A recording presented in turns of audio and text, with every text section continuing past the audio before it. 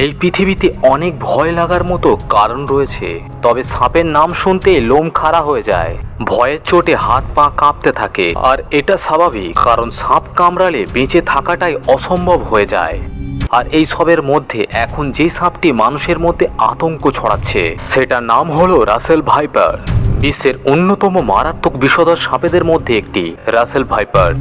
এদেশের মানুষের কাছে এটি চন্দ্রবড়া বা উলুবেরা নামেই বেশি পরিচিত। দেশের কিছু অঞ্চলে এই বিষধর সাপটির আনাগোনা বেড়েছে। এটির কামড়ে বেশ কিছু প্রাণহানির ঘটনায় আতঙ্ক ছড়িয়েছে দেশ জুড়ে। তবে কতটা ভয়ঙ্কর এই রাসেল ভাইপার বা চন্দ্রবড়া সাপ? কামড় দিলেই কি মৃত্যু নিশ্চিত? বাংলাদেশের অল্প যে কয়েকটি সাপ অত্যন্ত বিষধর, তার মধ্যে একটি হলো রাসেল ভাইপার। এর বৈজ্ঞানিক নাম ডাবোইয়া রাসেলসি, যা ভাইপারিডি প্রজাতির একটি ভয়ঙ্কর বিষাক্ত সাপ। বিশেষ করে ভারতীয় উপমহাদেশে এই সাপটি বেশি দেখা যায় এবং এটি ভারতের সবচেয়ে বড় 4টি সাপেদের মধ্যে একটি। রাসেল ভাইপার সাপের দেহ মোটা সোটা, লেজ ছোট ও সরু হয়ে থাকে, মাথা চাপটা ত্রিকোণাকার, মাথার তুলনায় ঘাড় অনেকটাই সরু, শরীরের রং বাদামি, হলদে বাদামি অর্থাৎ কাঠ রঙের হওয়ার কারণে শুকনো পাতার মধ্যে এই সাপ নিজেকে লুকিয়ে রাখতে পারে। সাপটির জিভার রং বাদামি বা কালো হয়ে থাকে, সারা গায়ে স্পষ্ট বড় গাঢ় বাদামি গোল গোল দাগ থাকে।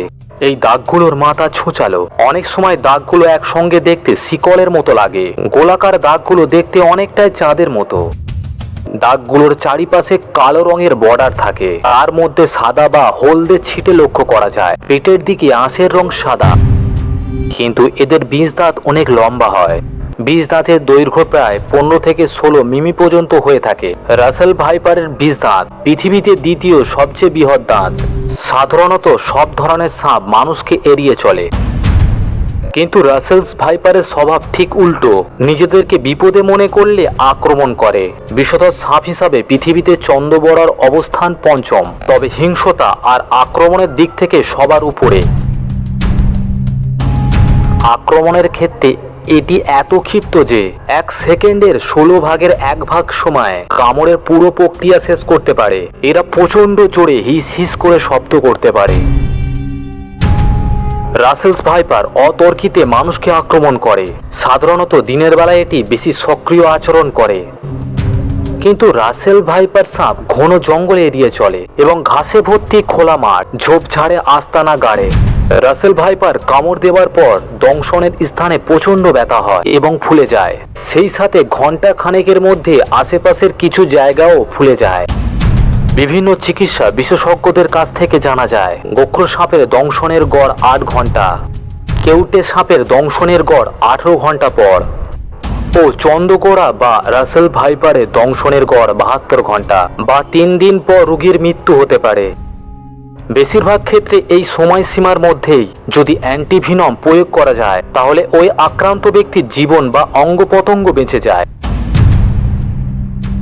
বিশ্ব স্বাস্থ্য সংস্থার প্রতিবেদন অনুযায়ী বাংলাদেশে প্রতি বছর প্রায় 5,80,000 মানুষ সাপের কামড়ের শিকার হয় এবং এদের মধ্যে দুঃখবশত 6,000 মানুষ মারা যান।